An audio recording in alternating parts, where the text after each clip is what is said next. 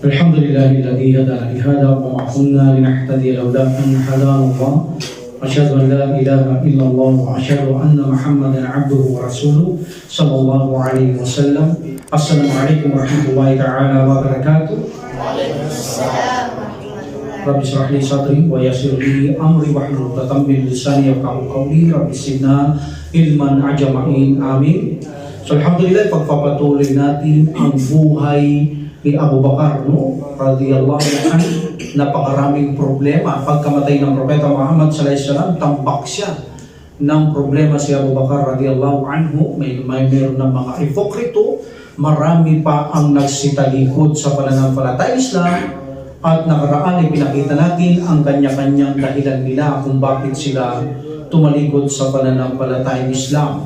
Actually, hindi lamang sa malapit sa labas ng Al-Madina ang mga apostate. Marami din sa malayong lugar ng Madina at sa boundary ng Arabian Peninsula, napakarami ng mga tumalikod. So, alhamdulillah, kailangan dito si Abu Bakar ay gumawa siya ng diskarte kung paano niya mapapanumbalik ang kapayapaan at muling papanumbalik ang mga tao sa pananampalatayang Islam. So, mayroon pa rin naman mga tribo na mga pinuno, mga ilan-ilan at mga Muslim na hindi tumalikod. Tapat sila sa pananampalatayang Islam, ngunit mas marami ang mga pinuno at tagasunod sa mga tribo na sila ay tumalikod. So marami din ang hindi almost tumalikod, pero mas marami almost ang nakatalikod. Ngunit, of course, mas marami ang naging Muslim sa mga tribo-tribo, hindi naman lahat ng tribo ay mas marami ang tumalikod. So makikita natin, ang bawat Muslim dito ay mayroon dapat kanya-kanyang papel na gagampanan sa panahon na ito. Maging sa labas ng Madina, sa loob ng Madina, may kanya-kanyang papel na gagampanan ang mga kamusliman. Una, itong matatapat na ito sa kanilang pananampalataya ay kinukumbinsi nila ang mga tumalikod. Matatapang to mga to. Konti sila pero nagagawa nila. Malaking tulong ito sa panahon ni Abu Bakar radhiyallahu anhu. Kinukumbinsi nilang manumbalik sa Islam ang mga tao sa kanilang mga tribo. Bagamat hindi silang pinuno, nakatalikod ng pinuno, maraming membro, sila'y kakaunti, ngunit matatapang, nakahanda na ialay, ibuwis ang buhay para sa Allah subhanahu wa ta'ala. So kinukumbinsi nilang magbalik ang mga tao, especially ang kanilang mga kamag-anak. So dahilan sa mahinang persa, ang ganti ay panunuya, pangungutya, panlilibag, panlalait, at hanggang sa i-expel nila, pinapalayas nila. At mayroong puntong pinapatay nila. Bagamat ganun ang nangyayari, patuloy silang nagkukumbinsi na ang mga tao ay manumbalik sa Islam. So malaking tulong ito kay Abu Bakar sapagkat sa loob ito, wala sa lugar ni Abu Bakar, sa loob ito ng mga nakatalikod na kung mayroong mananambalik kahit ilan-ilan, malaking itong tulong kay Abu Bakar dahil sa kanyang gagawing pagsupil sa mga nagsitalikod. So, minsan araw, ang katapangan ito makikita ninyo. Isa dito si Mas'ud o Masruq al-Qaisi ibn Abis al-Kandi, pinayuan niya si Al-As ibn Qais. Al-As'ad ibn Qais. So ito isa itong strong people, men na kung saan hindi basta taong mahina ito, may fersa ito, may impluwensya. So kinausap niya ito na manumbalik at huwag siyang tatalikod sa Islam. Dahil kapag tumalikod ka sa Islam, sabi niya, isa lang ang pupuntahan mo. Isa dito sa nakalupan na kahirapan at isang karumaldumal at katakot-takot na kaparusahan sa kabilang buhay. Manumbalik ka, sabi niya. So hindi ito nabalik. Nagkaroon ng pagtatalo ang dalawa hanggang sa pagpalitan sila ng pagbabanta. Pagkatapos ng salungatang ito, marami ang nag-embrace ulit.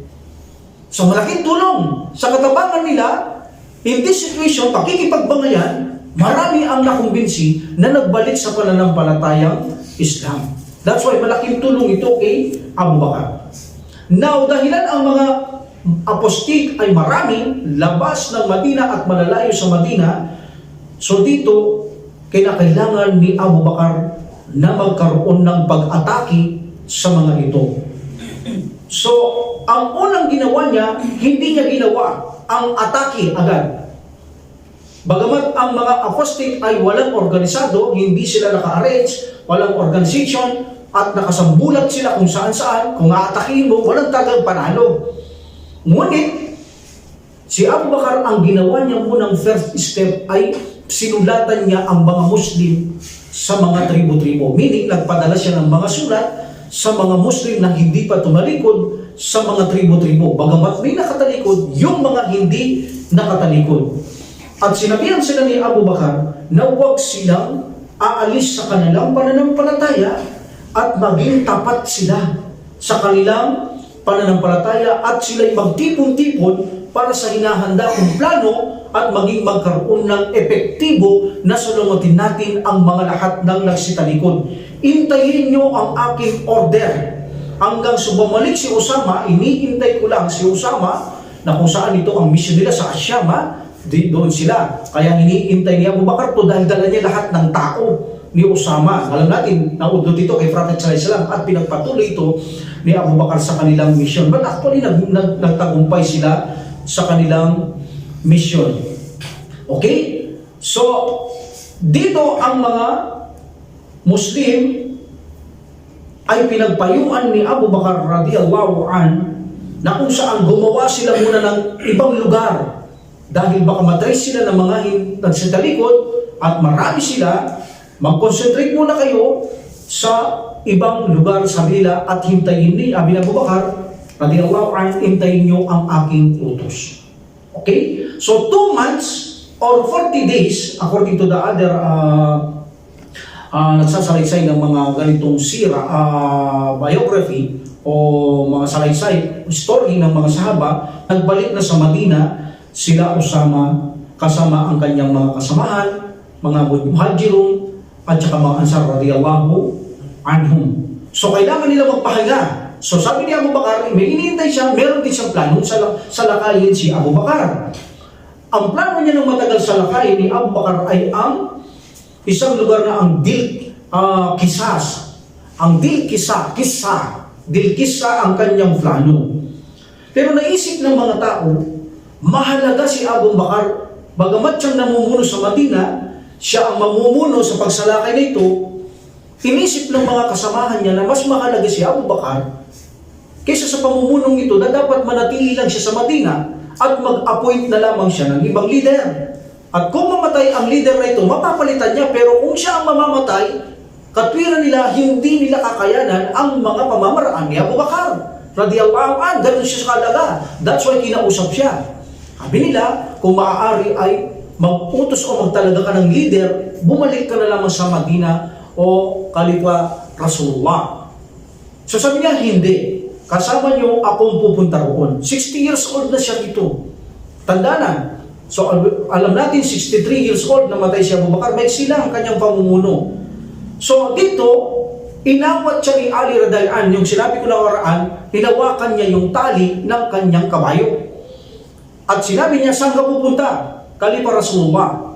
Sabi niya, tutuloy ka ba doon? Ako ang mamumuno sa kanila para salakayin ang Kisa. Gusto mo bang ulitin ko? Sinabi ko na nakaraan to, nasabihin ko sa iyo ang sinabi ng sugo ng Allah subhanahu wa ta'ala sallallahu alaihi wasallam sa Uhud, Battle of Uhud, nung ilabas mo ang iyong espada para labanan mo ang iyong anak. Meaning si Abdurrahman di pa Muslim, lalabanan niya ng mubarasa, duelo, ang kanyang mismong anak na kufar o musyrik. Sabi ni Prophet sallallahu alaihi wasallam sa iyo, ibalik mo ang iyong espada. So ibinalik mo. Ngayon ulitin ko sa iyo, kung hindi mo ibabalik ang espada mo at ikaw ay kawalan sa amin, walang magbibigay ng tamang organisa sa ating umma, ya Abu Bakar. So kaya ang pakiusap ko, bumalik ka sa Madina at magtalaga ka ng mamuno at ikaw ay doon sa Madina at maghihintay kami ng utos mo. Magpadala ka ng mga mensahero kung anong utos mo ang siyang susundin namin. So nakumbinsi ni Ali radhiyallahu anhu si Abu Bakar at bumalik siya sa Madina. Ang mga apostate noon, marami sa labas pa ng Madina, ilan lang ang sumuko, nakaraan lang, tribo lang yun. Marami pa, makapal pa. So dito na pag-isipan ni Abu Bakar radiyallahu an na magpalaganap siya through Arabian Peninsula ng mga sandatahang Muslim. Kaya't nagtalaga siya ng 11 bandila, 11 flag. Bawat bandila ay mayroon ditong mamumuno. Sasamantalahin nilang atakihin ang lahat ng mga apostate habang hindi sila ordinansa at watak-watak sila sa mga tribo at mga syudad, kapatagan man at bundok, hindi sila nakahanda. Kaya pag sinalakay sila, tiyak na wala silang panalo. So ito ang inisip ni Abu Bakar radiyallahu anhu. At bawat madaanan nilang tribo na may apostate, kung ang isa dito ay pupunta rito, may nadaanan siyang tribo na mayroong nakatalikod, salakayin. Salakayin ang mga tribong yan. Una, sa 11 si Khalid ibn Walid. Khalid ibn Walid radiyallahu anhu, ang kanyang misyon papunta sa Banu Asad. Doon siya. And then pagkatapos niyang malupig ang Banu Asad, diretso siya sa Tamim at pagkatapos ay sa Al-Yamama. Punta siya sa Al-Yamama. So that is Khalid ibn Walid. 11 ito. Number 2, Ikrimah ibn Abi Jahal. The Pharaoh, ang tatay niya, si Abu Jahal. The Pharaoh in the time of the Prophet sallallahu alaihi wasallam, ang tatay ni Ikrimah radiyallahu anhu, hindi nag-embrace ang tatay, ngunit ang kalabang ito matalik ng Prophet sallallahu alaihi wasallam. Itong dalawang to, Khalid ibn Walid, Ikrimah, matalik itong kalaban sa Islam. Sa bandang uli na lang nag-embrace ito radiyallahu anhu. Matalik itong kalaban. Si Abu Jahal, tatay ni Ikrimah, yan ang Pharaoh ng aking umma, sabi ng Prophet sallallahu alaihi wasallam. Subhanallah. So si Ikrimah, anak ni Abu Jahal, siya ay dadiretso kay Musaylama. Si Musaylama ang target niya at ganoon din ang kanyang mga tagasunod. Pagkatapos nito, punta sila sa Banu Harith, tribo ng Banu Harith. At pag natapos nila doon ang kanilang business o ang kanilang lakad, ay pupunta naman si Ikrimah na kung saan sa Amman and then Al-Mahra, Madramot and then Yemen. Ang dami ng mission nila. Ang dami. So number 3, na mayroon na namang grupo, pangkat, ay si Shurahbil ibn Hasana radiyallahu anhu. Ang kanyang mga sundalo, ganun din sa Yamama, susuporta siya kay Ikrimah. Susuporta siya. At isa, tinatawag itong reinforcement. Reinforcement. Karagdagang lakas, karagdagang pwersa para kay Ikrimah. And then pagkatapos, ganun din Hadramut. Pang-apat, itinalaga ni Abu Bakar radiyallahu anhu si Tarifa ibn Hajis, na kung saan tungo naman sila sa Banu Salim. Number 5, Amr ibn al-As radiyallahu anhu, na kung saan siya naman ay sa Qudaa. Mga tumalikod dito. Mga pupuntahan nila ang mga tumalikod dito. Khalid ibn Said ibn al-As, siya naman ay sa Asyam at sa paligid ng Syria. At number 7, Ala ibn Hadrami radiyallahu anhu, ang kanyang misyon, pati ang kanyang tao, mga tinutukoy ko sa grupong ito, Bahrain. Bahrain. Number 8, Udayfa ibn Maisin al-Ghifani, na kung saan sa Amman.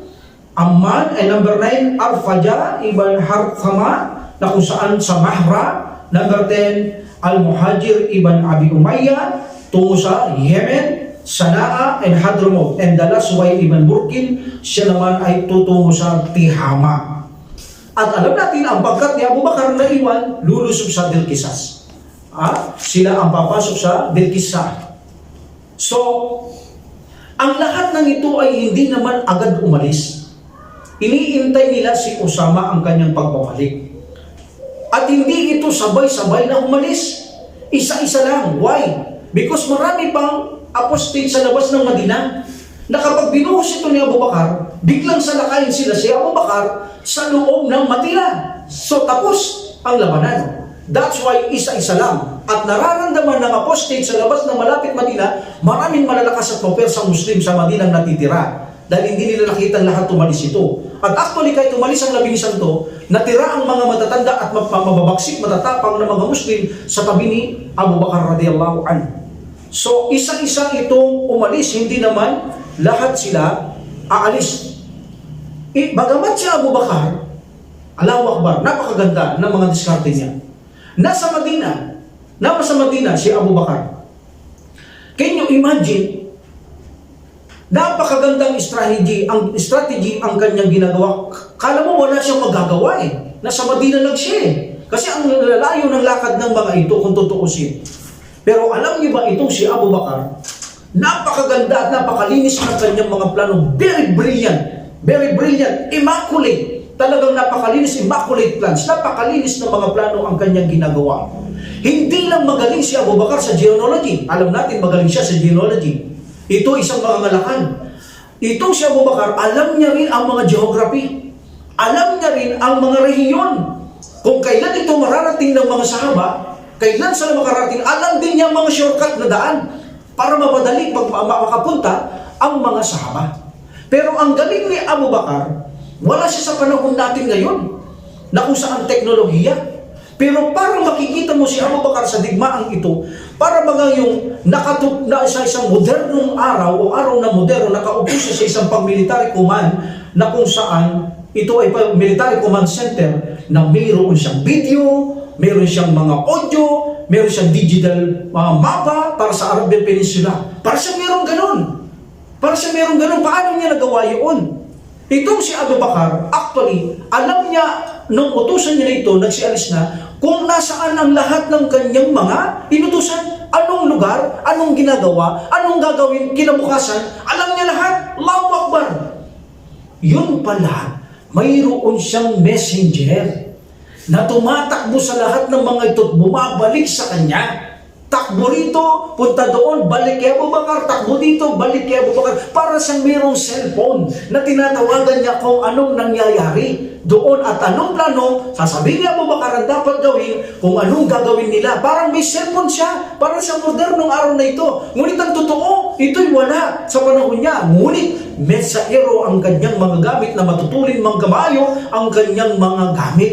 So sila ang naghahatid ng nangyayari sa mga taong kanyang itinutok na 11 groups kung anong ginagawa, kumusta ang digmaan, napagwagyan na ba, anong kailangan, may kailangan bang tulong, may kailangan bang suporta, agad tutugunin ni Abu Bakar radhiyallahu. Napakahalaga ng mga mensaherong ito. Sila ang buhay ng digmaang ito. Allahu Akbar, ibig sabihin, kahit nasa Madina si Abu Bakar radhiyallahu, sa kanya ang tagumpay sapagkat ang utos ay nanggagaling lahat sa kanya.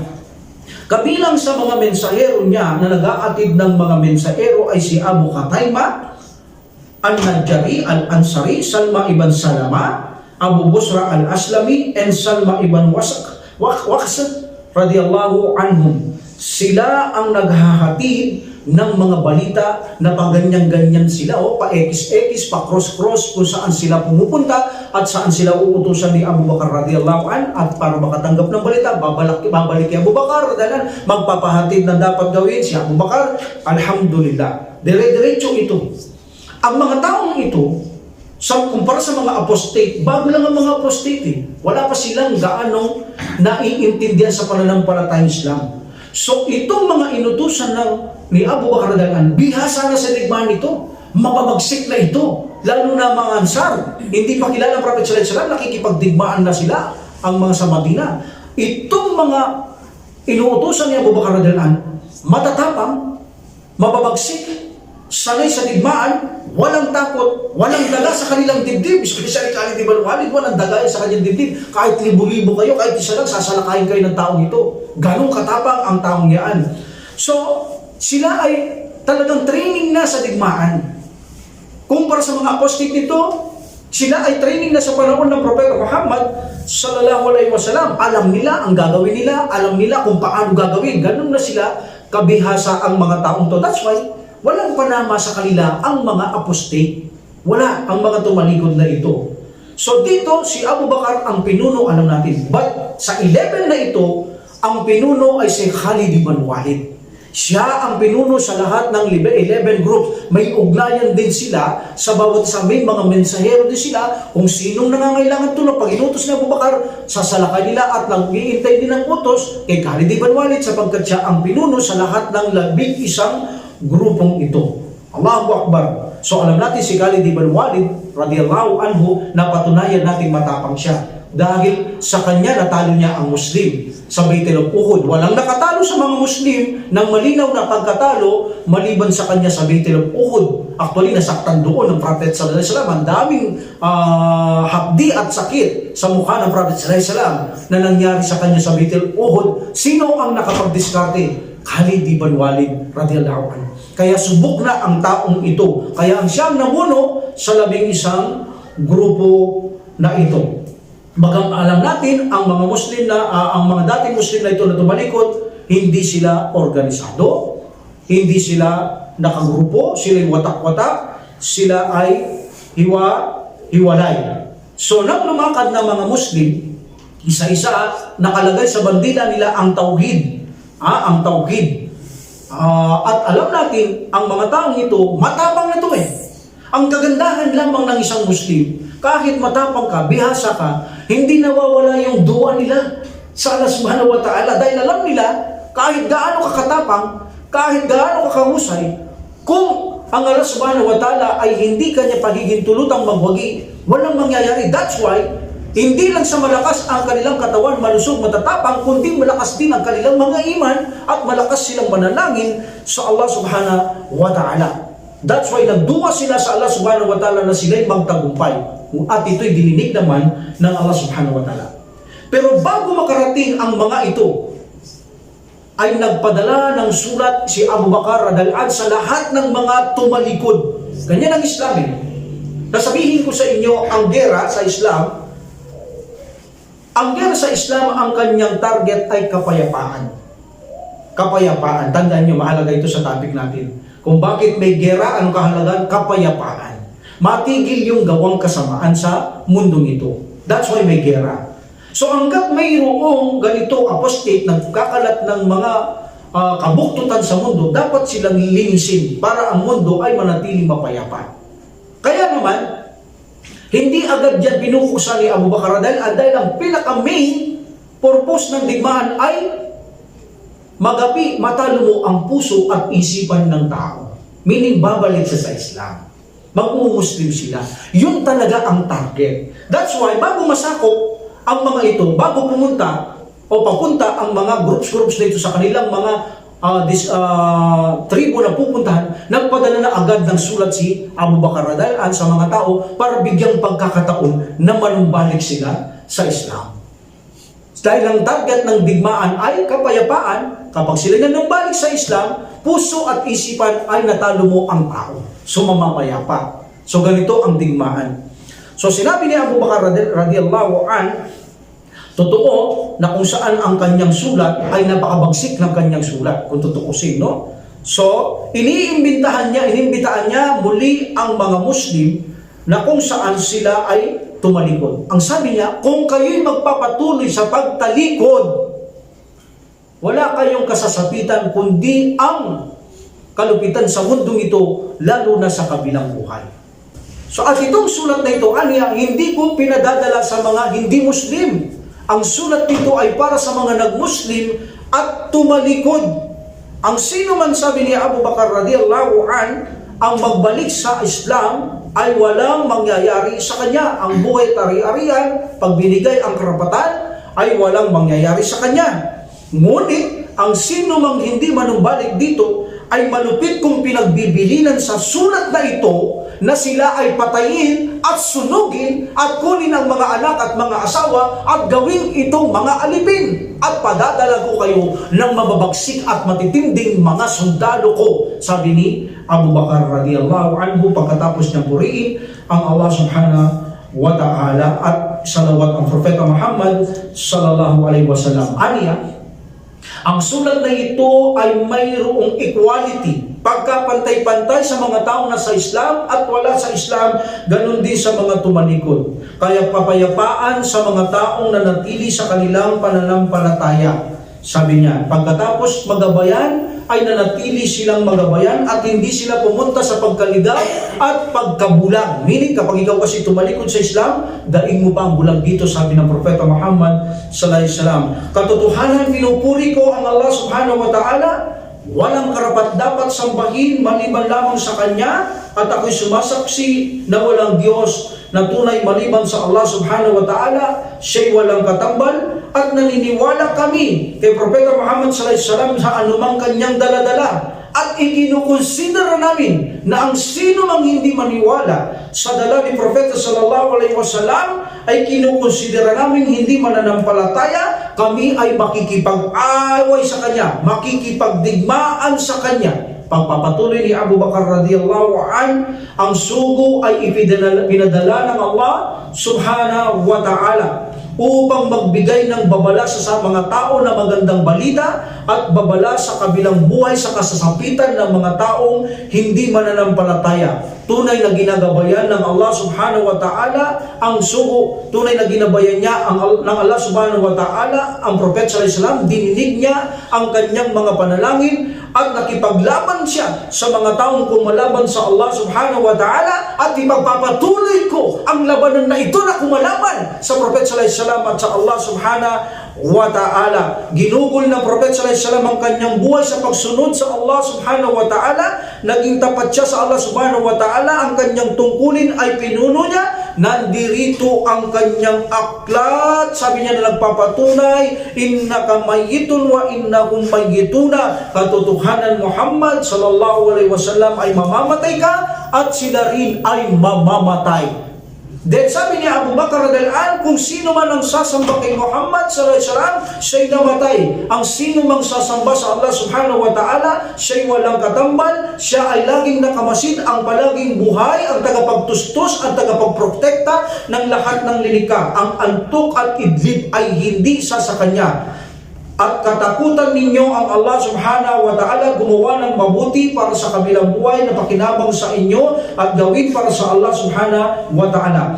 At manatili kayo sa dalampatnubay ng Propeta Muhammad sallallahu alaihi wasallam at hawakan ninyong mahigpit ang relihiyon ng Allah subhanahu wa ta'ala.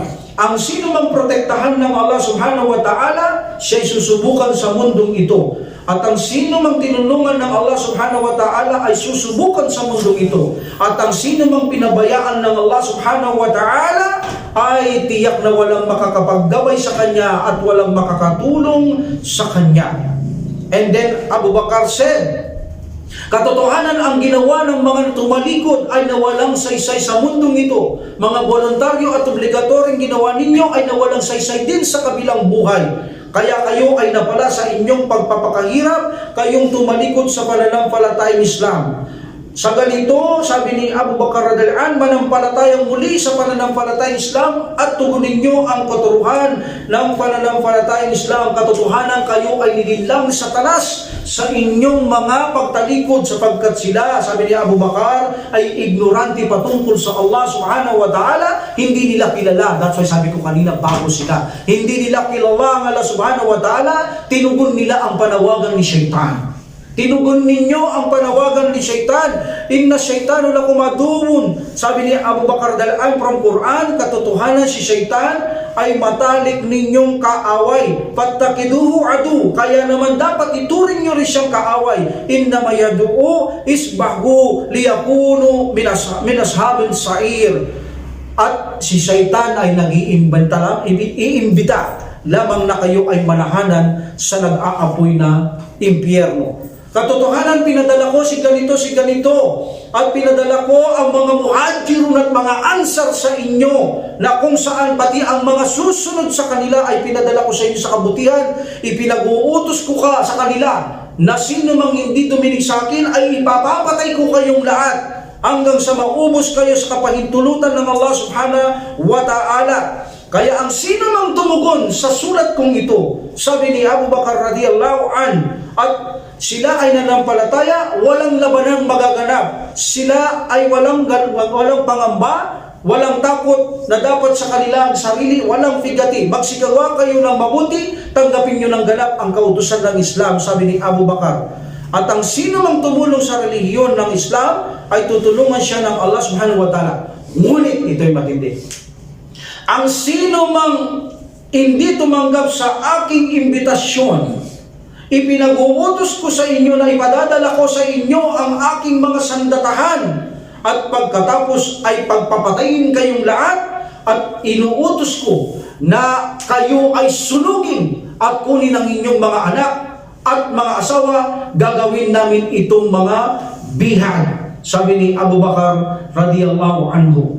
So, napaka-tindi ng sulat ni Abu Bakar radiyallahu anhu. And then the Abu Bakar said, ito makikita nyo sa movie ito, madalas nyo makita ito, ang sino mang sumunod ay kinakailangan obligado siyang mag-adan kapag narinig niya ang adan. Yan. Bago sumalakay ang 11 ito, nag-aadan sila. Allahu Akbar, Allahu Akbar. Then pakikinggan sa kabila kung may mag-aadan.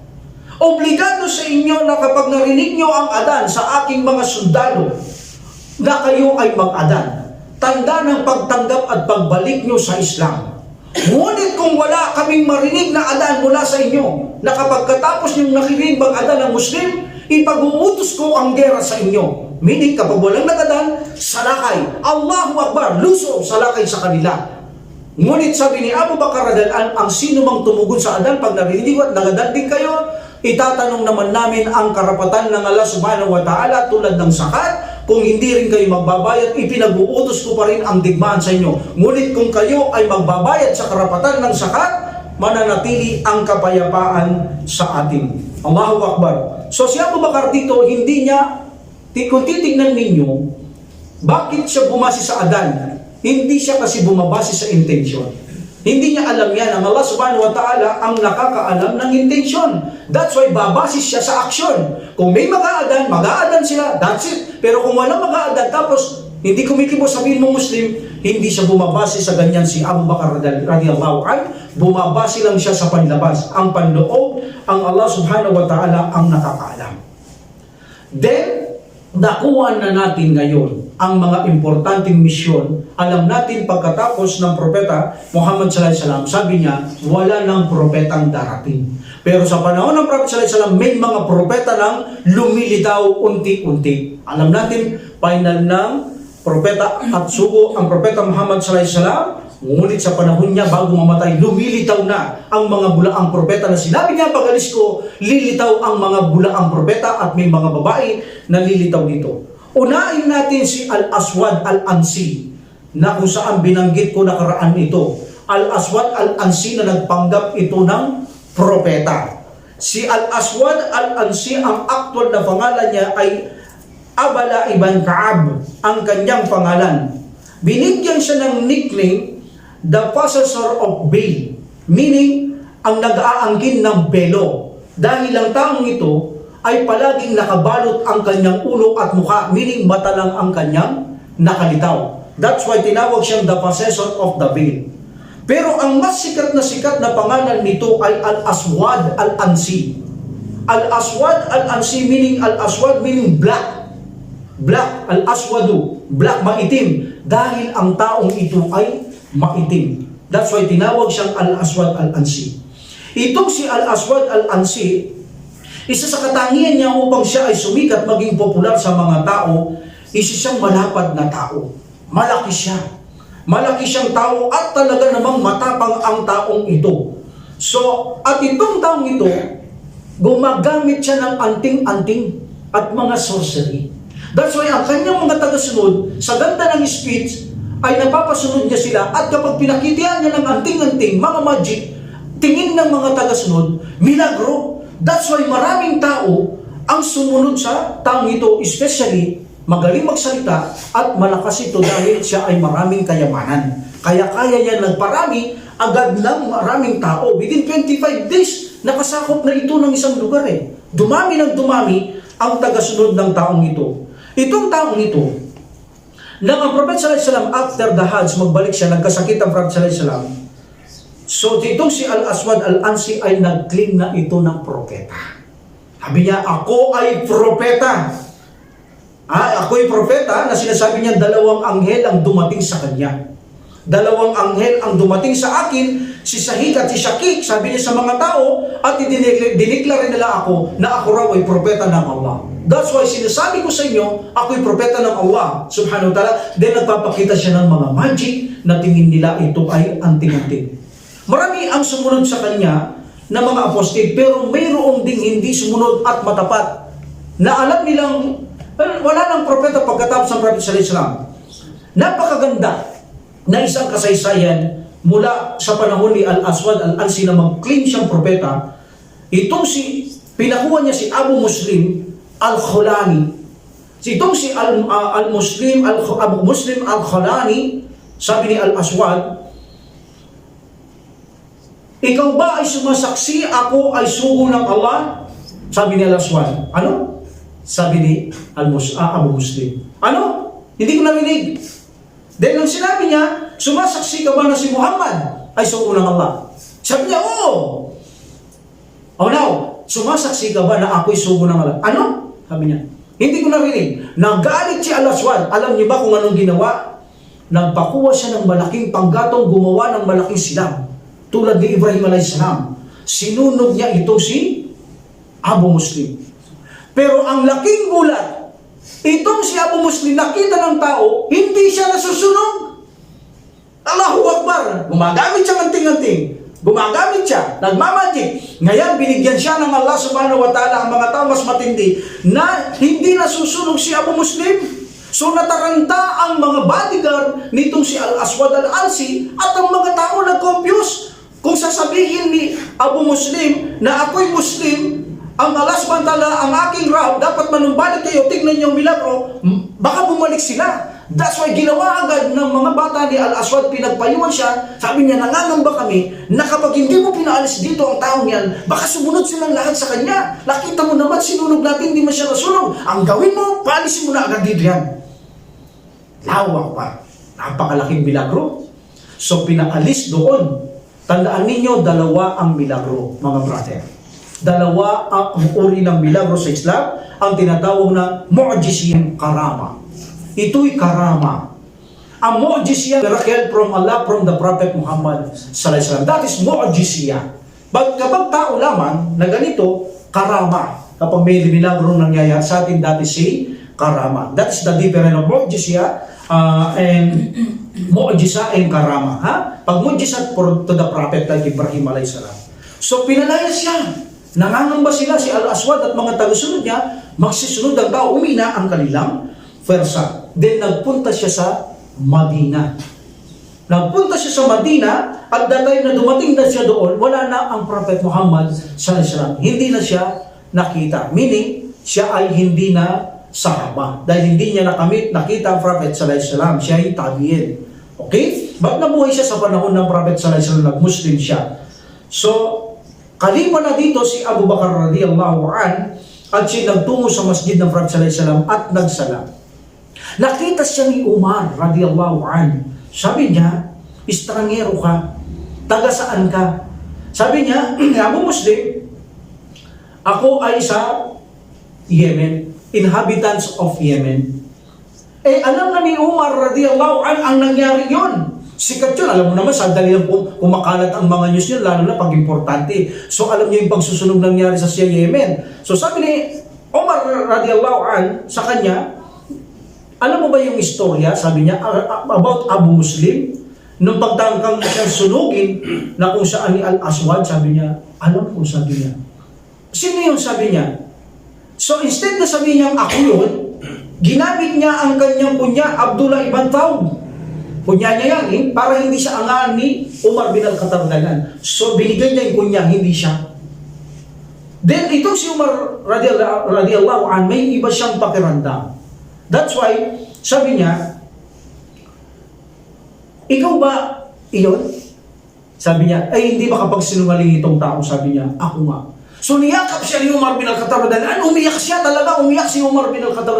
Pinupuri niya ang Allah subhanahu wa ta'ala. Kaharap niya ang taong yaon na hindi man sinunog, na hindi man nasunog. At dinala niya kay Abu Bakar radhiyallahu anhu. At nagsalita siya, Umar, sabi niya, ang lahat ng pagpuri ay sa Allah subhanahu wa ta'ala lamang ang nag-delay ng aking buhay. Na ipinakita niya sa panahon ng sugo, ang nangyari kay Ibrahim alayhis salam, na kung saan sinunog siya, hindi nasunog. Ngayon, nakikita ko rin, sa panahon ng Prophet alayhis salam, mayroon ding taong sinunog, ngunit hindi siya nasunog. Allahu Akbar. So, itong taong ito ay isang milagro sa panahon ng Propeta Muhammad sallallahu alaihi wasallam. At itong taong ito ay naging isang matatag na Muslim. Nagmahal siya para sa landas ng Allah subhanahu wa ta'ala. Naging tapat siya sa pananampalataya ng Allah subhanahu wa ta'ala. Okay? So, hindi siya naniwala na propeta si Al-Aswad. Isa rin sa Yemen na ito. Yemen ito, namumuno si Al-Aswad. Nang mamatay ang propeta Muhammad sallallahu alaihi wasallam, maraming mga babaeng tumalikod doon na nagsasaya. Binastos nila ang propeta Muhammad sallallahu alaihi wasallam. Sila yung mga taong pagkamatay ng propeta sallallahu alaihi wasallam, nagkantahan, nagsayawan, mga patutot ang dating nila, mga malalanding mga babae ang mga ito sa panahon nila. Nang dumating ang Islam sa kanila, nababagot talaga sila dahil hindi na nila magawa ang mga gawain ng kalandian ng mga babae ito. Talagang gusto nila ang mga gawain kalandian, ngunit napigilan sila because of Islam. Nang mamatay ang Prophet sallallahu alaihi wasallam, yun, biglang nagsiklab ang kanilang kaligayahan para may pagpatuloy ang karaswaan na ito. Nagkantaan, ang iba binastos pa sa pagsasalita, pagkakanta nila ang Propeta Muhammad sallallahu alaihi wasallam. Lawak ba? There are almost 23 to 29 women ang mga ito, at ang sikat sa mga babaeng ito si Hur binti Yamin. Si Hur binti Yamin ang sikat na mga kung saan sa kahalayan, kalandian at kalibugan ang babaeng ito ang nangunguna sa kanila. At kaya tinawag ito sa ekspresyon nilang patuntutin, itong babaeng ito. So ang balitang ito, nang mamatay ang Prophet sallallahu alaihi wasallam, nalaman ng Khalifa na si Abu Bakar radhiyallahu anhu na kung saan binastos ang Prophet sallallahu alaihi wasallam at nagsaya sila doon, ang mga babaeng ito, sinulatan niya itong gobernador niya si Muhajir ibn Abu Umayyah, na sinabi niya, pakitunguan niya ang mga babaeng yaon, dalin mo ang aking sulat sa kanila at basahin mo sa kanila. Ipinag-uutos ko na pagpuputulin ang kanilang mga kamay kapag hindi sila nagsisi at nanumbalik sa Islam. At binabalaan kita, Muhajir, kapag hindi mo pinatupad ang ipinag-uutos ko sa iyo at naawa ka, ito'y malaking kasalanan mo sa Allah subhanahu wa ta'ala.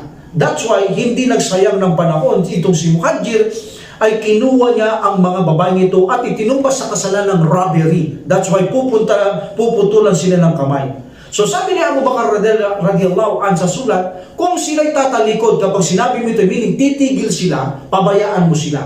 Ngunit kung sila ay hindi titigil at lalaban sa iyo, pagpapatayin niyo sila. So itong mga babaeng ito, nang kinuha nila, mayroon silang mga kasamaang mga kalalakihan. Nagmamalasakit sa mga babaeng patutot na mga ito. So ang iba ay tumalikod, stop, ang mga iba hindi. At nakuha pa nilang makipaglaban sa mga kasamahan ni Muhajir at nagkaroon ng patayan until masugpo ang mga babae at mga lalaking ito. Alhamdulillah, sila ay nalagutan ng mga hininga dahil kakunti lang naman sila. Anong versa nila, no? Alhamdulillah. So, dito, makikita natin na ang talagang higpit ng pagpaparusa ni Abu Bakar radhiyallahu anhu ay ina-apply niya. Bakit kaya? Sa Islam kasi, gaya ng sabi natin, ang pagpaparusa o paggera ay kapayapaan ang target. That's why kapag ang isa ay pinatay, like sa atin may nagkiyapid, stoned to death, ipapapanood sa tao, one person na sasacrifice natin, ngunit maraming tao ang matatakot. Meaning, mamamaya pa, walang gagaya. So kapayapaan pa rin ang resulta kung bakit sila papatayin. Okay? So kung sila naman ay tatalikod sa pakikipaglaban, manumbalik sa Islam, walang magaganap na gano'n dahil kapayapaan pa rin yun. At especially na lubig na pagwagyan ng kanilang isip at mga puso. So itong si Al-Aswad Al-Ansi, itong sinungaling na nagpanggap na propeta, tinawag niya ang kanyang sarili na mahabagin ng Yemen. Merciful of Yemen. Ang mahabagin ng Yemen, tulad ni Musaylama the liar, siya naman tinawag niya sa kanyang sarili, mahabagin ng Al-Yamama. Ganun naman ang tawag niya sa kanya. But itong si Al-Aswad Al-Ansi, actually hindi niya dininay ang Prophet sallallahu alaihi wasallam na siya ay sugo ng Allah subhanahu wa ta'ala. So, nag-claim siya sa mga tao, gaya ng sabi natin, na dalawang anghel ang dumating sa kanya at siya ay sinabing propeta rin at sugo ng Allah subhanahu wa ta'ala. So hanggang marami siyang makumbisi at especially nagmamagic siya, tingin nila ay milagro, maraming tao ang sumama sa kanya. Ang unang sumama sa kanya ay ang Banu Ans, ang angkan ng Banu Ans. So sumama sa kanyang persa ang mga ito.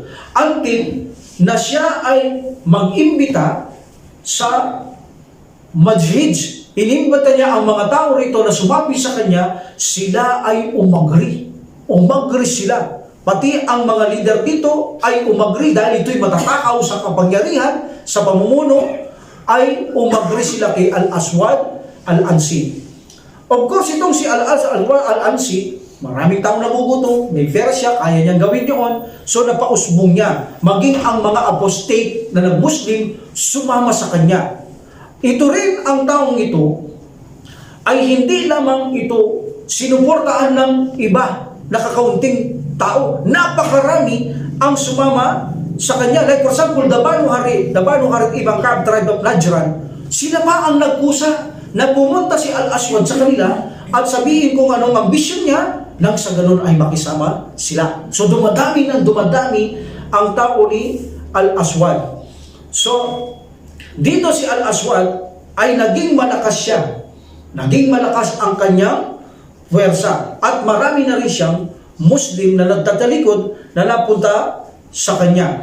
So makakita siya ng oportunidad, of course, inayaan siya ng Banu al-Harith, pupunta siya. At pagkakataon yun, para lalong lumakas ang kanyang puwersa. Sumama pa dito ang mga tao sa Subaid, Awad, Masliya, at umagri ang mga ito na makisama. Lumapad talaga siya. Lumaki ng lumaki ang kanyang tao. So dito ay nanirahan muna siya sa Najran na piling niya, masip na doon. At ang taong ito, alam niyo ba, ang tuluyan niya doon ay hindi mo siya basta mapapasukan. Hindi mo alam, kahit papasukin ka, hindi mo makikita ang kwarto niya. Napakahirap niyang pasukin. Kaya kung papasukin mo siya, papatayin mo siya, sa loob ng kanyang tahanan, hindi mo makakayanan. Mahirap siya hanapin kung hindi tuturo sa iyo ang daan. So lalo nga siyang naging powerful. Itong si Al-Aswad Al-Ansi, lalo siyang naging powerful nang makisama sa kanya si Amir ibn Ma'adi Karim As-Subaydi at si Qais ibn Maksu Al-Muradi. Ay mga powerful itong mga taong ito. Hindi lamang ma-impluwensya, powerful pa ang taong mga ito at sila ay sumama sa mga ito. Dito na nagsimulang itaboy si Parwa ibn Misik ng Murad. Itinaboy ang gobernador ni Abu Bakar sa panahon pa ito ng Prophet Muhammad sallallahu alaihi wasallam. Buhay pa dito si Prophet Muhammad sallallahu alaihi wasallam. Ngunit may sakit na siya ang Prophet sallallahu alaihi wasallam. So itinaboy si Parwa. Dito sa namumuno siya sa Murad at si Amir ibn Hasim from Najran. Walang kahirap-hirap na pinaalis sila sa kanilang mga pwesto. So dahil dito, nakumbinsi siya sa kanyang sarili sa lakas ng kanyang pwersa, ay kaya niya nang pasukin ang Sanaa. So pinasok nila ang siyudad ng Sanaa na kung saan mayroon siyang maraming mga ngabayo ng mga sandataan. Kung saan ito, ang Sanaa na ito, ang gobernador noon ay mga Muslim mag-ama. Itong si Shahar ibn Badan al-Farasi at kung saan ang kanyang tatay ay nag-embrace din ng Islam. Sila ay loyal sa pananampalatayang Islam. So, sila yung emperor ng Persian. Sila, si Shahar at ang kanyang tatay ay talagang debutante at naakit na talaga sa pananampalatayang Islam. So, dito ay inatake ito ni Al-Aswad at ang kanyang mga kasamaan ang Sanaa. So inipon ni Shahar ang kanyang mga tauhan, ngunit talagang marami na ang kasamaan ni Al-Aswad. Unti-unting natatalo ang mga kamusliman. So unti-unting naglalaho ang bilang ng mga kamusliman sa laki ng bilang ni Al-Aswad. That's why dito ay napilitang umalis ang mga kamusliman para iligtas ang mga buhay nila dahil wala na silang tsansa. So umalis sila, hawak na ngayon ni Al-Aswad. Within 25 days, nasabi niyang propeta siya, nakuha niya ang Sanaa. Ganon siya kabilis. Nakuha niya itong Sanaa. No? Ganon kabilis. So itinaboy niya ang mga yaon. Ang mga natitirang Muslim ngayon doon, ay gusto niya na inutusan niyang tumalikod silang lahat. Ang sino mang hindi tatalikod ay magbibigay siya ng sample. That's why kinuha niya si Numan. Kalugdan siya ng Allah subhanahu wa ta'ala. Ang ginawa niya kay Numan sa mga Muslim, pinakita niya, pinutulan niya ng paa, pinutulan niya ng kamay, hanggang siya ay mamatay. So ang mga Muslim na tapat ay natakot, so ang ginawa nila ay itinago ang kanilang pagka-Muslim. At ang iba ay nagsilabas na sa lugar ng Sanaa, naniraan sa labas ng Sanaa. Nanira na sila sa labas ng Sanaa. So natakot na sila sa ginagawa ni Al-Aswad Al-Ansi. So kontrolado niya na, mobilize niya na ng persa niya ang Sanaa. Subhanallah. So ito ay kagustuhan ng Allah subhanahu wa ta'ala. Maraming plano ang Allah subhanahu wa ta'ala na hindi naman natin alam kung ano talaga ang mga plano. Ito namang si Pirwa, na kung saan alam natin umalis siya, pinaalis sila, pinatalsik ito ni Al-Aswad sa Murad, na kung saan nanuluyan muna ito sa Asya. Okay? Nanuluyan muna siya sa Asya, kung saan ito yung lugar din sa Yemen, no? So, may mga Muslim din siyang kasama na ilan-ilan na lamang. At dito sumulat si Pirwa kay Propeta Muhammad sallallahu alaihi wasallam. Ang unang taong sumulat sa kanya, si Pirwa kay Propeta Muhammad sallallahu alaihi wasallam, tungkol sa ginagawang activities ni Al-Aswad sa kanyang nasasakupan. Ang Propeta sallallahu alaihi wasallam ang nag-appoint sa kanya dito sa lugar nito. Ngayon, tinanggal sila doon, pinalayas sila doon. One thing for sure, ang Propeta Muhammad sallallahu alaihi wasallam, tingnan yung diskarte niya. Hindi sa malayo ang Yemen sa Madina. Iyan ang dahilan kung bakit hindi siya nagpadala ng mga sahaba doon. Hindi kasi ganun ang ginawa niya na nagpadala siya ng sahaba at lusubin, hindi sa malayo. Maraming appointed na o mga busy ang mga Muslim, lalo na sa Siyam, nakikipaglaban ang mga kamusliman. Ang iba naman ay nagpapadala ng sulat sa mga bawat hari, ang Prophet sallallahu alaihi wasallam. Ang diskarte ng Propeta Muhammad sallallahu alaihi wasallam, dahil alam niya, marami pang Muslim na sa Yemen at sa tabi nito na para harapin itong si Al-Aswad. So sumulat ang Propeta Muhammad sallallahu alaihi wasallam sa mga Muslim doon sa Yemen, na kung saan tapusin na itong si Al-Aswad. At binigyan niyang choice ang mga tao. Binigyan niyang choice ang mga tao. Aniya, bibigyan ko kayo ng dalawang choice. Kung hindi sila manumbalik sa Islam, ang atakihin nyo silang lahat, patayin nyo, o patayin nyo muna yung namumuno nila. Bahala kayo. Bibigyan ko kayong choice kung sino ang gusto nyong unahin sa dalawang to. Salakayin nyo ba silang lahat, o unahin nyo lang ang kanilang pinuno? Of course, pagpatay ng pinunong to, tigil na lahat ito. Especially, nangako ang mga tagasunod ni Al-Aswad, kapag si Al-Aswad ay namatay na, hindi na kami lalaban. Hanggat lumalaban siya, lalaban kami. So, alam din yun ng kabila. So, ang Propeta Muhammad sallallahu alaihi wasallam, sa ganitong pangyayari ay nagpadala siya ng mga sulat. Of course, hindi naman sumusunod para siya. Siya nagpadala, siya ng pipirma doon sa ring niya. Pinipirma niya yun. Of course, parang siya na nagpadala bagamat ang kanyang mga kasamaan ng sumusulat. So dito ipinadala ng Prophet sallallahu alaihi wasallam na kung saan sumulat siya kay Wabar ibn Yaknas, na dumako siya kay Pyrrhus, si Pyrrhus. At ito sa Dailami, Pusaymas, Ad-Dailami, Ad-Dadiway, at Al-Astakri ay ipinadala ng Prophet sallallahu alaihi wasallam. Ganon din si Jarir al-Bajali, Dilkhila at si Dildalim at Hamdan tribe, na kung saan ang dami nito. Pinadala ng Prophet Muhammad sallallahu alaihi wasallam na tulungan itong sa Yemen, itong si Al-Aswad ay kaharapin nila, tapusin ang kanyang pagkapropeta ng pagpapanggap. At ganoon din, of course, pinadala ni Prophet sallallahu alaihi wasallam si Al-Harith. At alam natin si Mu'adh ibn Jabal ay nandoon sa lugar na kung saan wala ito sa Madina. Pinadala niya si Al-Harith na kung saan sinabi niya si Mu'adh bin Jabal anhu na kung saan tumulong sila doon sa kapatid na Muslim. Dumako muna sila sa Yemen. So dumami ng dumami at mayroon din mga nagpresenta pa na tutulong sa kanila. In this situation, walang panalo si Al-Aswad kung titinan mo dahil tabak ang taong mga Muslim. In this situation, inisip ng mga Muslim dahil binigyan sila ng choice ng Prophet sallallahu alaihi wasallam, papatayin ba si Aswad o ang lahat sabay-sabay? So napag-isipan nila ang isang madaling victory na patayin na lamang si Al-Aswad. Ngunit gaya ng sabi natin, hindi madaling pasukan si Al-Aswad sa kanyang tahanan. Maraming bodyguard. Actually, kahit hanapin mo siya, hindi mo basta makikita ang kanyang kwarto doon sa kanyang kama. So nag-decide sila na patayin na lamang si Al-Aswad kaysa lumaban sa marami na kanyang kaaway at darami pa ang maaaring ma-injury o masugatan o mamatay. So mas pinili nilang wasakin na lamang si Al-Aswad. So sa panahon ngayon, itong si Al-Aswad Al-Ansi, alam natin, itong si Qais ito ay kanang kamay niya, commander niya ito.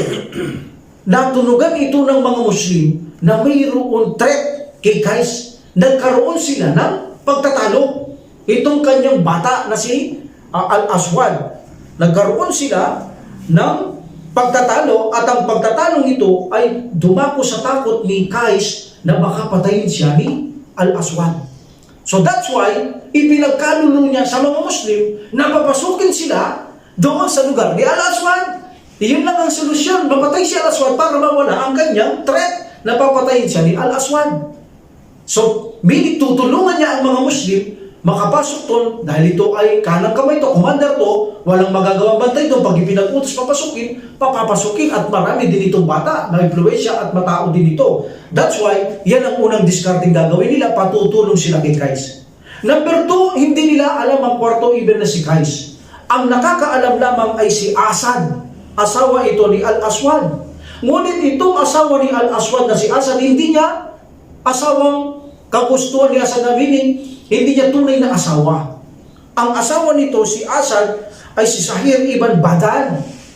Dahil sa gusto niya ang babae ito, pinatay nito ni Al-Aswad. Ito ay pisa ni Fairuz al-Farasi. Pinatay niya. Yun talagang asawa ni Asad. Then pinwersa niyang pakasal ng babae ito, pinadukot niya, pinwersa niyang pakasal, meaning by not choice, hindi to choice ng babae, pinwersa lang. Pinwersa lang na makasal ito kay Al-Aswad. So dahil dito, Muslim ito, wala siyang magawa sa persa ni Al-Aswad, itinago niya kanyang pagka-Muslim, for the sake of Allah, kahit anong ginagawa ni Al-Aswad, for the sake of Allah, Muslim pa rin siya. Nang magkaroon pagkakataon na alam nilang papasukin itong si Al-Aswad, siya mismo ang nagturo sa kwarto at nagdala sa mga Muslim ng kwarto ni Al-Aswad.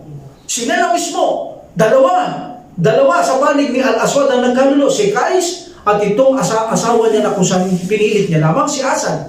Si Qais ang nagpapasok, si Al-Asad ang nagdala sa kwarto ni Al-Aswad. At doon sinunggaban si Al-Aswad ng mga Muslim at pinutol ang kanyang liig. And then, ang liig na ito, na ulo na ito, ipinalabag sa ere at dumapo sa kanyang mga kasamaan. Nataranta ang kanyang mga kasamaan. Ano pangako? Kapag si Aswad ay namatay, titigil sila sa paglalaban. So, nagkahiwa-hiwalay sila, nagkawatak, nagkanya-kanyang ligtas at takbo sa kanilang mga buhay. Allahu Akbar. So, bago mamatay ang Prophet sallallahu alaihi wasallam, namatay ito, buhay pa ang Prophet sallallahu alaihi wasallam. Binigyan siya, in the same night, napatayin siya, si Al-Aswad, in the same night, nakarinig siya nakatanggap siya ng revelasyon. In the same night na pinapatay siya Al-Aswad, tatanggap siya ng revelation. Ang sabi ng Prophet sallallahu alaihi wasallam sa kanyang mga companion, Kutila anasiyu al-barihata katalahu rajul mubarakun min ahlil baitin mubarakain. Sabi niya, si Al-Ansi, Al-Aswad Al-Ansi, ay napatay kagabi. Sabi niya, napatay kagabi ng isang pinagpalang tao at kanyang pinagpalang may bahay. So sabi ng mga tao, sahaba, ya Rasulullah, sino nakapatay sa kanya? Fairuz. Sabi ng Prophet Muhammad sallallahu alaihi wasallam, si Fairuz ang gumilit ng liig ni Al-Aswad. At siya ang nagbalibag ng ulo nito sa mga tao. At pagdapo, nakita nila ang ulo ni Aswad. Nanlata na ang mga tao dahil wala na ang kanilang pinuno. Sila ay nagsambulat na bagang pinasabog ng malaking dinamita o malaking disabog na kung saan kanya-kanya ligtasan sa buhay. Iniwan nila ang ulo nitong si Al-Aswad. So pagkamatay ni Al-Aswad, ito na naman si Qais, puntahan natin. Okay, di ba 5 oras, brother, kailangan sakto natin ang katapusan ng kwento para maganda siya. So pagkamatay ito ni Al-Aswad, so nanambalik ang Sanaa sa kapayapaan. Ngunit 3 ang namumuno. Ang unang namumuno ay si Fairuz, pangalawa si Daddy White, ang pangatlo ay si Qais ibn Mashu. So nang dumating dito si Muad ibn Jabal, silang nag-appoint, ikaw mamuno. Okay. Ilang araw lamang na nagsala dito si Mu'adh ibn Jabal na balitaan niyang namatay na ang Prophet Muhammad sallallahu alaihi wasallam. So, kailangan niyang magbalik sa Madina. So, dumating doon ang balita na si Al-Aswad ay namatay. So, ito ay isang malaking tagumpay sa mga kamusliman. Actually, target ito na nila Osama, pero hindi na sila nakarating doon. Dumating na ang balita na napatay nila si Al-Aswad Al-Ansi. So, isa ito sa panimulang tagumpay ni Abu Bakar at marami pang tagumpay na darating sa panahon ni Abu Bakar radiyallahu anhu.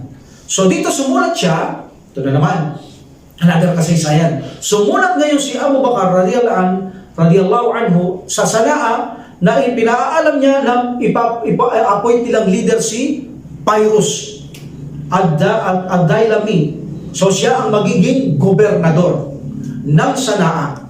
Okay? So, hindi niya pinili si Qais. Hindi niya, matakaw sa kapangyarihan. Yung bodyguard o ni Al-Aswad dito, yung nagkadulo. Hindi pinili si Qais. Because, alam ni Abu Bakar radiyallahu anhu, apostate ito Tumalik ito, bumalik na lamang siya dito Okay? Bumalik siya dito, nag-Muslim siya ulit. Okay? So, nag-decide siya mag-Muslim. So, dito, napagtanto kasi ni Abu Bakar ang dahilan kung bakit si Qais ay sumama kay Al-Aswad. Ang unang dahilan ay sinseridad siya na nananampalataya kay Al-Aswad. Number 2, siya ay nakisama itong si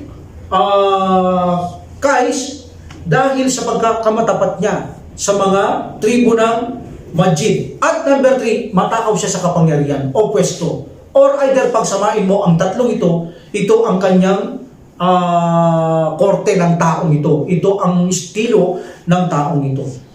So, nang malaman ni Qais na hindi siya ginawang pinuno ni Abu Bakar radiyallahu anhu, nagkaroon siya ng galit. Galit na ginawa pa siya ito ng minister ni Pyrrhus, ginawa siyang itong si Qais na katulong ni Pyrrhus. Hindi niya matanggap yun. Ayaw niya yung ganun. Gusto niya yung siya ang popular, siya ang pinuno. Nang dahil dito si Qais, nagplano na naman na patayin na naman si Pyrrhus.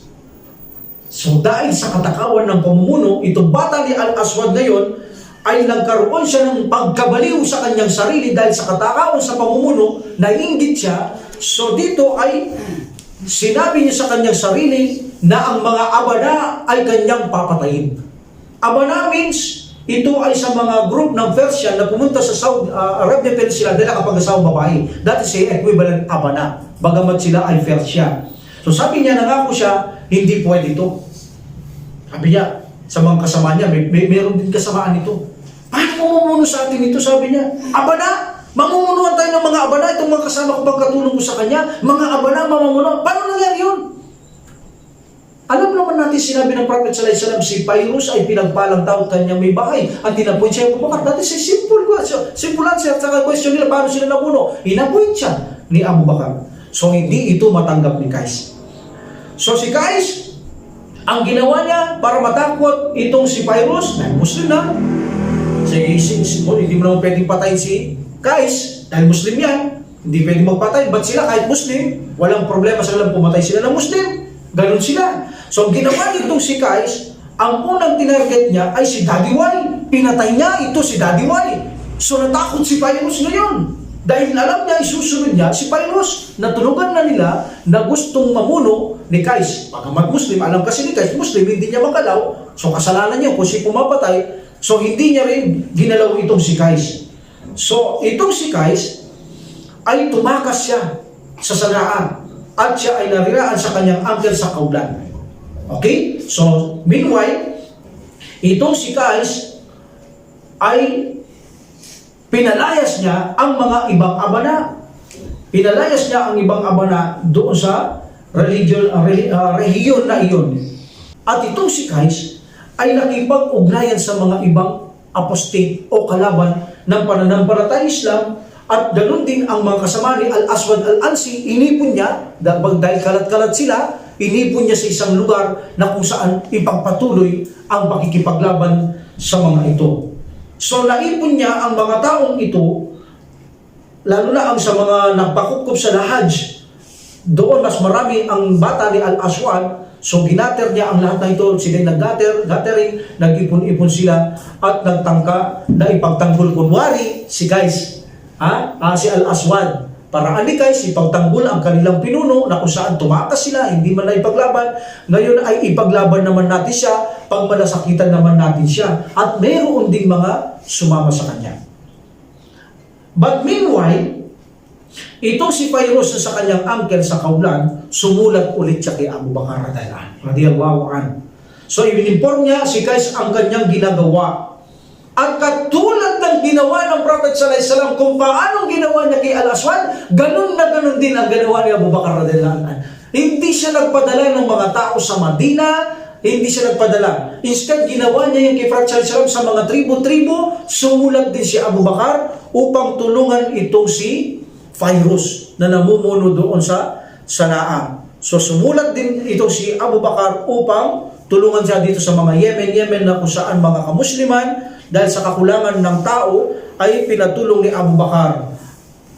So dumami ulit ang kasama ni Phairuz. Si Abu Bakar sumulat siya sa Ta'ir, Iban, Abu Hala at kay Masruq al-Aqi. Sila'y nananahanan actually sa pagitan ng Ak at Al-Asyariyon. At doon si Phairuz na nambitan din ng direkta sa kanyang mga kakilala na siya ay tulungan na lumaban para sa pananampalatayang Islam para kay Qais. So pinrotektahan siya ng maraming mga Muslim muli.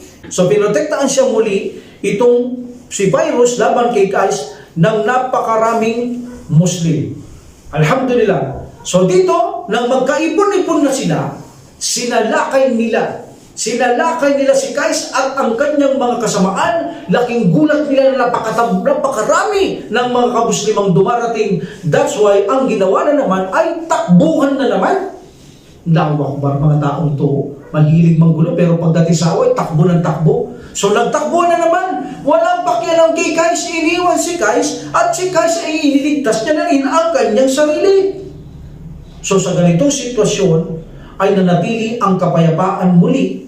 Hindi napatay si Qais, Remember, tumakas din siya, hindi siya napatay. So remember, nanatili muli ang kapayapaan, safety, at ang kautusan ay muling napanumbalik. Okay? So alhamdulillah. So hindi na nagpadala si Abu Bakar, ginaya niya lang kay Prophet Muhammad sallallahu alaihi wasallam. Then dito, from Madina, inatak naman nila ang mga apostate sa mga lokal na kung saan, sa mga tribo-tribo, ay pinalusog ni Abu Bakar yung mga ayaw manampalataya, yung mga ayaw mag-adan, ay pinalusog niya sa kanyang mga ibang mga grupong sundalo. Okay? Alhamdulillah. So now, ang mga apostate sa Tihama, yan, sasakupin ito ng mga kamusliman from Madina. From Madina to Tihama. At dalawang main leader dito, si Masruq al-Aqi, na kung saan ililid niya ang mga taong papuntang Ak, tribo ng Ak, At-Tahir ibn Abi Hala, kung saan itong si At-Tahir ibn Abi Hala, kung saan inapoy dito na Prophet sallallahu alaihi wasallam, na gobernador, nabubuhay pa Prophet sallallahu alaihi wasallam. So siya naman ay sa district ng Tihama, sila dadako. Okay? Alhamdulillah. So nalupig din nila ito. Nagkaroon ng digmaan, bakbakan doon.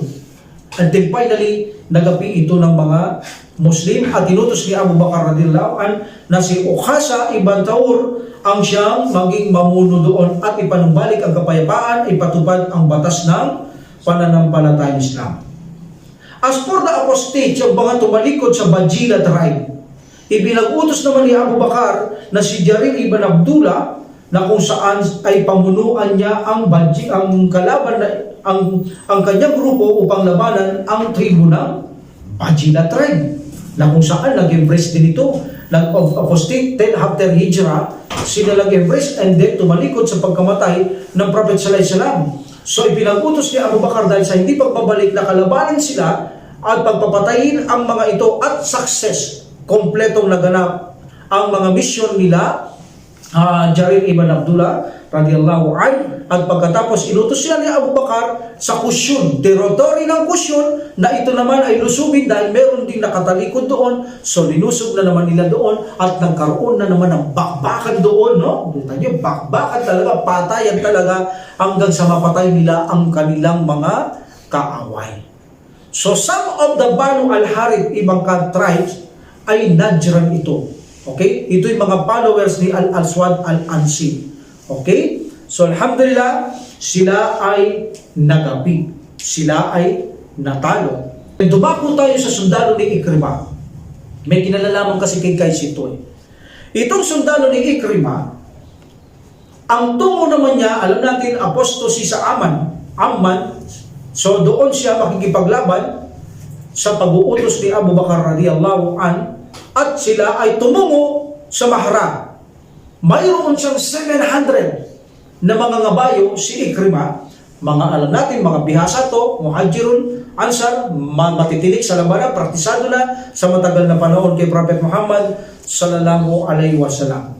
So, mayroon din mga nagboluntaryo sa kanila sa Amman. May mga nagboluntaryo na kung saan hindi nila sure kung ilan ang sumama sa kanila sa Amman tribes. Sila yung mga voluntaryo, mga sundalo na sumama sa kanila. Upon the entering the Mahra, nang mapasok nila ang Mahra, nakita ni Ikrimah ang dalawang grupo doon. Yun ang target nila. Ha? Mga apostosi in Amman, then dadako sila sa Mahra. Okay. Nang marating nila ang Mahra, nakita ni Ikrimah ang dalawang grupo miling magkakunay. Ngunit nagtatalo, nag-aaway. Yan ang mahirap kasi sugapa ka, sila walang gano'n ng mga Muslim Hindi sila sakim sa power, hanggang sumunod sa namumuno, kaya hindi mo tinatalo Sila mga sakim sa pamumuno, konting pinggit lang nag-aaway, humihina ang versa nila. Tulad dito, so nakita agad dito ni Ikrimah, nagtatalo yung dalawang leader. Yung isang leader dito, na kung saan ang pangalan niya Secret, ang kanyang grupo ay maliit lang. Maliit na pangkat. Samantalang ang kanyang katunggali na si Musbi, napaka-powerful niya, napakalaki ng kanyang grupo. So dito, ginawa ni Ikrimah, tineknika niya, inanyayaan niya sila sa Islam. Of course, alam niya yung konti baka sumanib. Dahil hindi sasalim itong malaki. Yung maliit, pwede sumanib sa kanya, dagdag persa ulit. So hindi nagkamali si Ikrimah, radiyallahu anhu, sumanib nga si Secret at kanyang mga tauhan na maliit na pangkat. At itong si Musbi, gaya ng inisip niya, malaking pangkat, hindi siya sumanib at sinabi niya, kayang-kaya ko kayo. Dahil mas marami kami, mas malaki kami sa inyo. So hindi siya sumanib o hindi siya nag-Muslim. Itong mga maliit na pangkat, sila ay nag-Muslim. Ngunit hindi inasaan, dumami pa ito nang dumating ang mga hindi apostate ng Amman na tumulong sa kanila. Dumami din sila. So dito nagkaroon na naman ng away, nagkaroon ng digmaan. So sa pagkakaroon ng digmaan na ito, patuloy ang bakbakan, patuloy ang mga namamatay, patuloy ang mga nasusugatan.